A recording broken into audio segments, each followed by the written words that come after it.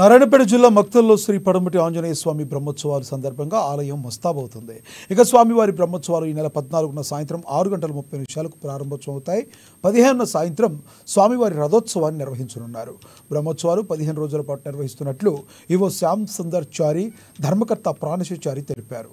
బ్రహ్మోత్సవాలకు Maharashtra, Karnataka, AP, Telangana రాష్ట్రాల నుంచి అధిక సంఖ్యలో భక్తులు తరలివస్తారని, ఈ నేపథ్యంలో ఏర్పాట్లను సైతం పకడ్బందీగా నిర్వహిస్తున్నట్లు తెలిపారు.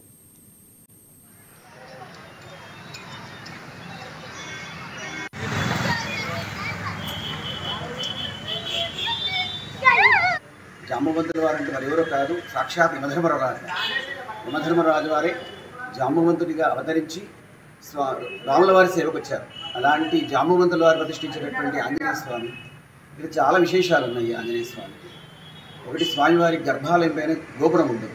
ఇది సూర్యోదయం మొదలు సూర్యాస్తమయంలోగా నిర్మాణం అయిపోవాలి.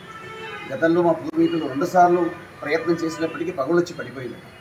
అదేవిధంగా ఏ ఆంజనేయ స్వామిని తీసుకున్నా మీరు గర్భాలయం గోడకు, బండరాయికు అలా సపోర్ట్తో ఉంటాడు. కానీ ఇక్కడ ఉన్నటువంటి స్వామి గర్భాలయం మధ్యలో ఉంటాడు. మా పూర్వీకులు దారం ఇటు పెడితే అటు వచ్చేదని చెప్తూ ఉంటారు. అదేవిధంగా ఈ స్వామి పశ్చిమాభిముఖంగా కొంచెం ఒరిగి ఉంటాడు. దీనికి కారణం ఏంటి అంటే, మా పూర్వీకులు ఒకరు పొట్టిగా ఉన్నారట.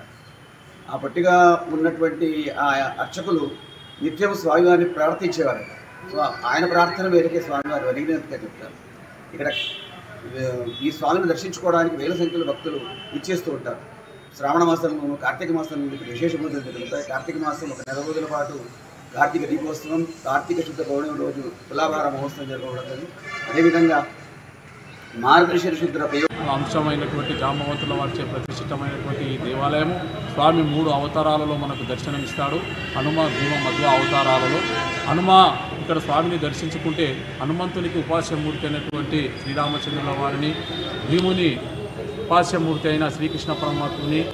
జాంబవంతుల వారంటే మరి ఎవరో కాదు,